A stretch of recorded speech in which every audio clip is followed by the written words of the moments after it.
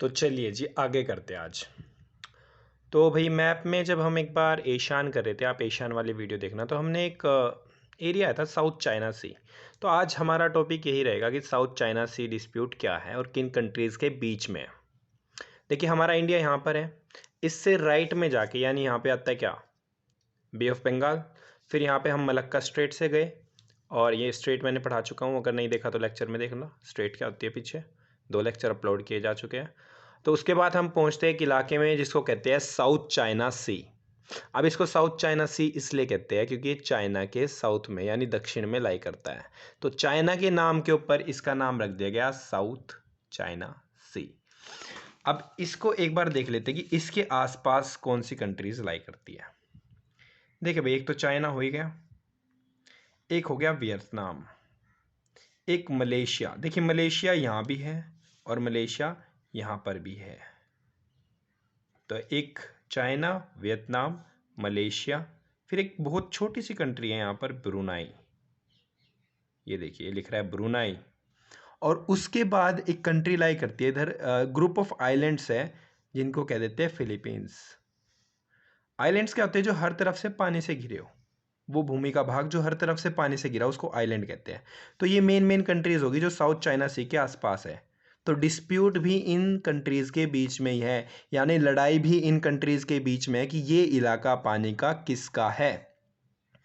भाई ये समझने से पहले कि पानी का इलाका किसका है, एक बात समझ लीजिए कि हर एक कंट्री का जो समुद्र के पास लाई करती है उसका कुछ हक होता है, और वो हक कुछ किलोमीटर तक होता है कि वो उस कंट्री का जो क्या कहते हैं, जो कंट्रोल है वो कितने एरिया तक हो सकता है।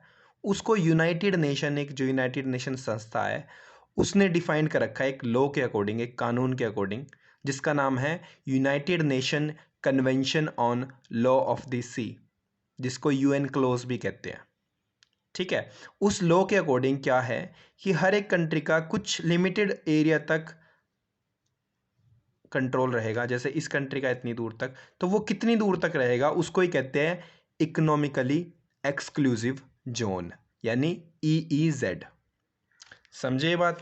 ये मैंने पेज पे लिख रखी है बातें कि यूएन क्लोज क्या है, यूनाइटेड नेशन का एक कानून है जिसके अकॉर्डिंग किसी भी कंट्री का कितना क्षेत्र पे, इलाके पे उसका कंट्रोल होगा वो डिफाइन करता है, और कितने इलाके तक उसका कार्य क्षेत्र रहेगा, यानी कितने तक कंट्रोल रह सकता है, उसको EEZ कहते हैं।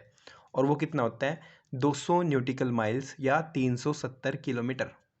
370 किलोमीटर। अभी इस बात को समझिए, यानी अगर कोई भी कंट्री यहाँ पर है उसका कंट्रोल सिर्फ 370 किलोमीटर तक रहेगा। भूल जाइए मैंने क्या क्या बताया, बस ये याद रखिए कि हर एक कंट्री का जो क्षेत्र है, कंट्रोल क्षेत्र है, जहाँ तक उसका कानून लागू होगा वो 370 किलोमीटर दूर तक होगा उस कंट्री से लेके। तो ऐसे ही चाइना का भी 370 किलोमीटर तक होना चाहिए। समझ गए बात? लेकिन चाइना क्या कहता है, चाइना कहता है मैं ये कानून नहीं मानता, यूनाइटेड नेशन का ये कानून मैं नहीं मानता, मेरा जो क्षेत्र होगा वो ये सारा होगा।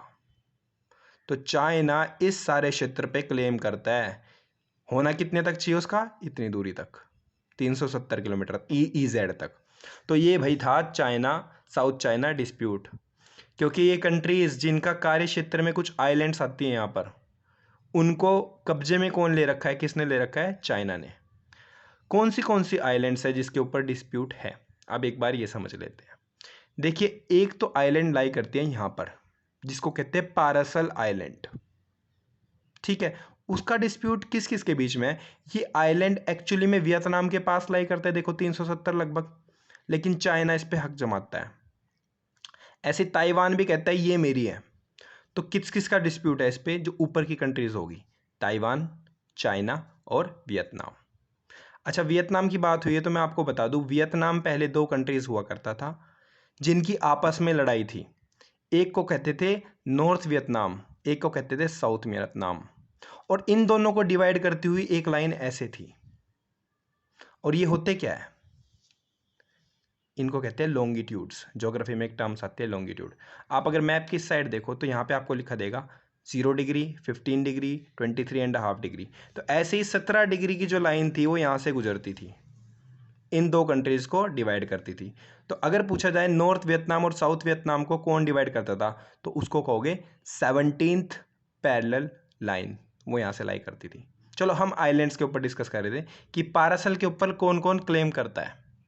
तो पारासल के ऊपर एक तो वियतनाम, एक चाइना और एक ताइवान। ऐसे एक ग्रुप ऑफ आइलैंड्स है जिसको कहते हैं स्पार्टली आइलैंड। स्पार्टली आइलैंड के ऊपर भी कौन कौन क्लेम करता है, ये वाली सारी कंट्रीज़ और फिलीपींस, और एक छोटा सा देश जो यहाँ पे है ब्रुनाई। तो इस छोटी सी आइलैंड के ऊपर सब क्लेम करते हैं। क्यों करते हैं इन आइलैंड्स पे सब क्लेम? क्योंकि यहाँ पर जैसे गैसेज होगी, नेचुरल गैसेज होगी, पेट्रोलियम होगा, उनके बहुत ज़्यादा बड़े बड़े रिजर्व्स हैं। ठीक है, ये बात समझ गई। और एक और ग्रुप ऑफ आइलैंड्स है, वो थोड़ा इस साइड पे लाई करता है आके, स्कारबो आइलैंड, जिस पे फिलीपींस करता है और ये वाली सारी कंट्रीज करती है क्लेम। तो ये कुछ आइलैंड्स हैं, यहाँ पे कुछ द्वीप है जिनके ऊपर डिस्प्यूट चलता रहता है। अब एक बात समझिए, हमारे लिए इंपॉर्टेंट क्यों है? क्योंकि इंडिया के लिए अगर कोई भी सामान इधर भेजना है, कहीं पे भी, अगर मान लो आपको यहाँ पे भेजना है जापान में, ये लिख रहा है जापान में भेज रहा है या कहीं पे भी भेजना है इधर, तो उसको सामान को यहाँ से गुजरना होगा, कहाँ से? साउथ चाइना सी से। तो वो गुजरता है यहाँ से, जो स्ट्रेट ऑफ मलक्का है। तो एक किस्म से अगर चाइना का ये सारा अधिकार क्षेत्र हो जाए, तो चाइना अगर कल को मना कर दे कि मैं आपकी शिप्स को यहाँ से गुजरने नहीं दूंगा, मैं नहीं मानता यूनाइटेड नेशन के कानून को, तो उस समय पे भारत क्या करेगा? कुछ भी नहीं कर पाएगा। तो इसलिए सारी कंट्रीज चाइना को यहाँ पे पीछे धकेलने में रहती है कि तुम ऐसा मत करो। तो भाई ये था हमारा साउथ चाइना का डिस्प्यूट, और ये सारी बातें मैंने इस पेज पे लिखी हुई है, आप इसके स्क्रीनशॉट ले लेना। यानी जो पूरे ग्लोब का 1/3 ट्रेड है वो कहाँ से गुजरता है? साउथ चाइना सी से। पारासल आइलैंड मैंने बता दिया आपको, चाइना, ताइवान, वियतनाम, स्पार्टली इन कंट्रीज़ के बीच में, और स्कारबोग इनके। 17th पैरेलल मैंने आपको बता दिया, नॉर्थ वियतनाम और साउथ वियतनाम, और ये सारी बातें हम डिस्कस कर चुके हैं। एक लास्ट पॉइंट रह गया, 9 डैश लाइन कहाँ पर है? जो ये लिख रखा है मैंने, 9 डैश लाइन है क्या? देखिए एक्चुअली जो चाइना ने कहा कि ये सारा इलाका मेरा है, तो चाइना ने एक वर्चुअल लाइन, यानी ऐसा कुछ नहीं कि एक लाइन खींच रखी है, लेकिन उसने बता दिया कि ऐसे ऐसे 9 डैश लगाया मैंने यहाँ पे, ऐसे ऐसे डैश की तरह उसने लगा दिया, ऐसे ऐसे ऐसे ऐसे, कि ये वाला सारा इलाका मेरा है। तो उसको ही 9 डैश लाइन कह देते हैं। जो चाइना ने साउथ चाइना सी में अपना इलाका रख रखा है उसको 9 डैश लाइन कहते हैं। सो भाई होप यू लाइक इट। और हमने मैप में कई सारी चीज़ें कवर कर लिया है, ये सारा इलाका लगभग, और ये वाला सारा इलाका भी हमने कवर किया है। आप पीछे की सारी वीडियोस कवर कर लीजिए एक बार, जीएस के प्लेलिस्ट बना रखे जीएस के नाम से, जीएस लेक्चर्स, तो उसमें सारे हैं, शुरू से लेकर आखिरी तक देखिए। Thank you.